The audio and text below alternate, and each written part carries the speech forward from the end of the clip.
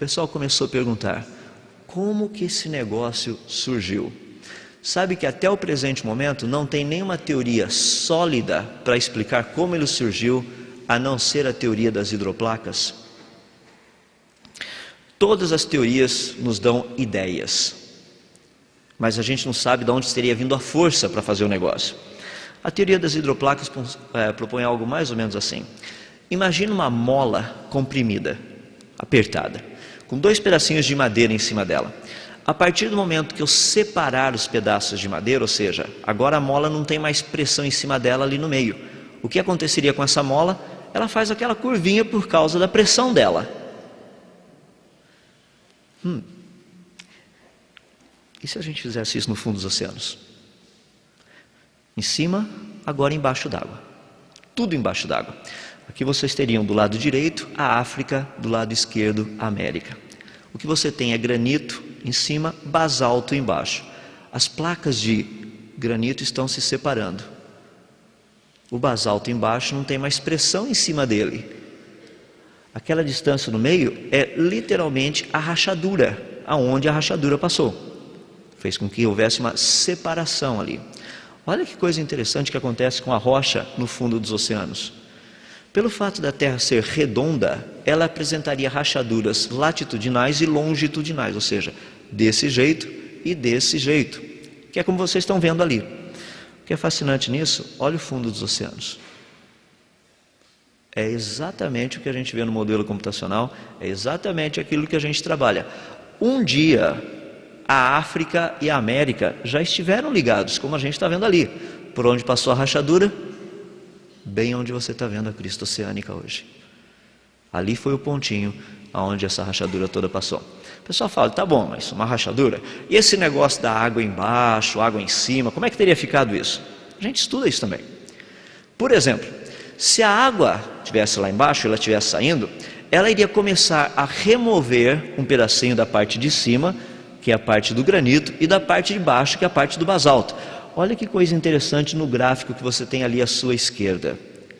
A hora que essa água terminasse, o que aconteceria? Tchum! O negócio cai por causa da erosão, agora ele afunda. O que nós teríamos praticamente seria uma praia muito grande e de repente um barranco caindo de vez para o fundo dos oceanos, que é exatamente o que a gente encontra em todos os continentes.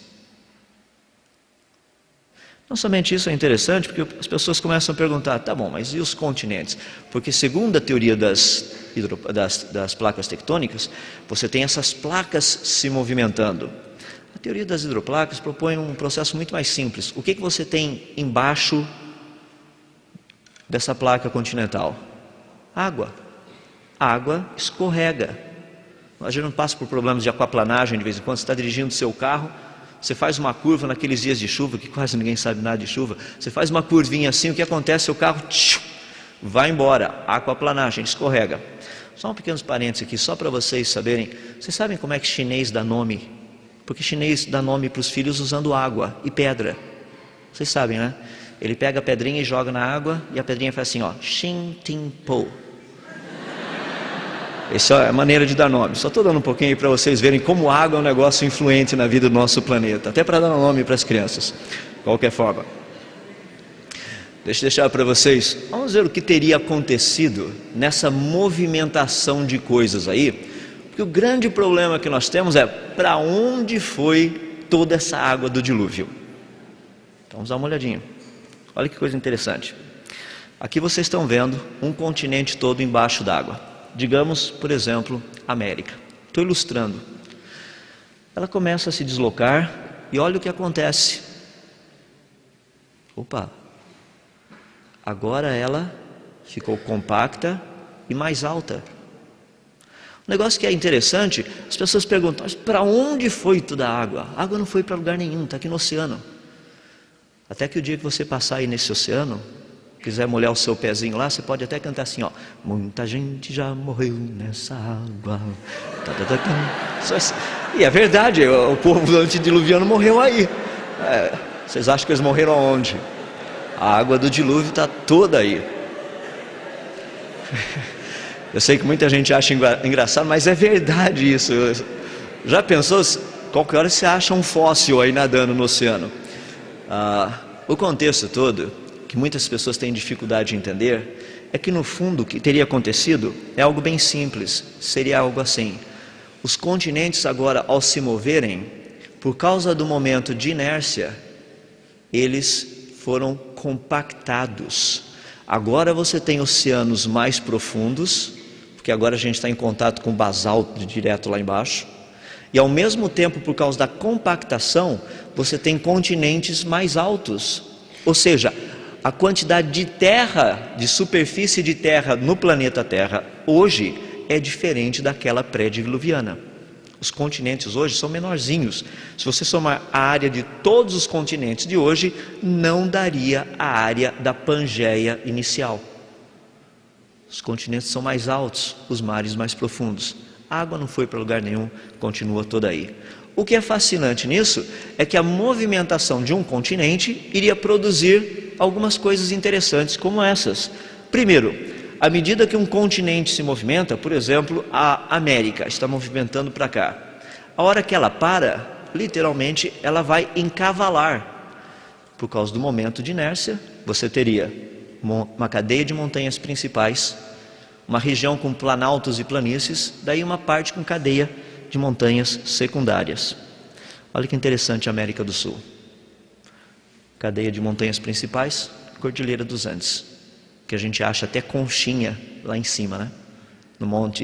No lago Titicacá, tem bastante conchinha lá dentro. Você pega, por exemplo, planaltos e planícies no meio e a Serra do Mar nesse canto aqui, uma cadeia secundária. Se você olhar a América do Norte, a mesma coisa. De um lado você tem as Rochosas, do outro lado as Apaláchias. Isso acontece no mundo todo. Qualquer lugar que você olhar, você vai perceber cadeias principais de montanhas. Para os que se deslocaram para a sua esquerda, cadeia de montanhas na esquerda. Para os que se deslocaram para a direita, cadeias de montanha para a direita. Para os que se deslocaram para cima, na parte de cima. Do jeito que a gente vê, como houve a movimentação continental. Portanto, os continentes se formaram durante esses dias de dilúvio. Aquilo que Noé provavelmente presenciou, que foi o topo das montanhas aparecendo, foi nada mais, nada menos do que os continentes se formando. Da onde ele estava, era o que ele conseguia ver.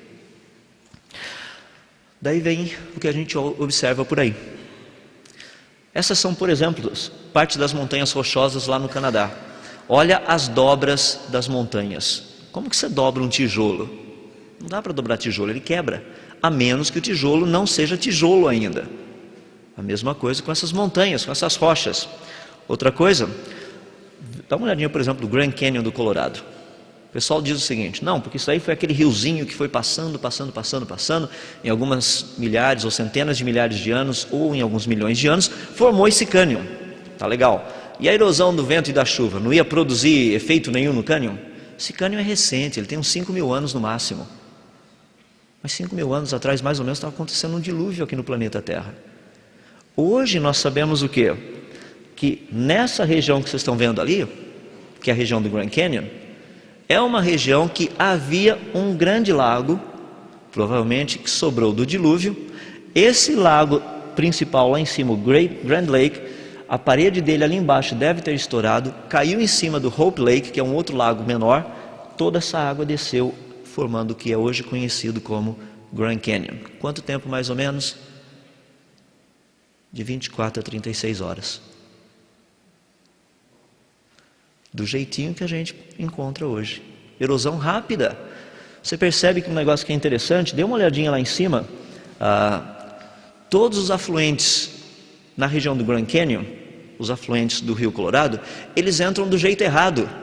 O rio corre para cá, os afluentes vão para lá, daí eles voltam. Olha, por exemplo, os rios no mundo todo para você ver. O rio está correndo para cá, os afluentes entram em direção em que o rio está fluindo. No Grand Canyon, ao contrário. Nós temos cânions, por exemplo, entre a Groenlândia e o Canadá, tem um cânion no fundo dos oceanos, que é um dos maiores conhecidos. Como explicar um cânion no fundo dos oceanos quando a velocidade da água lá é menos que 0,5 km por hora? Não dá para formar cânion a essa velocidade.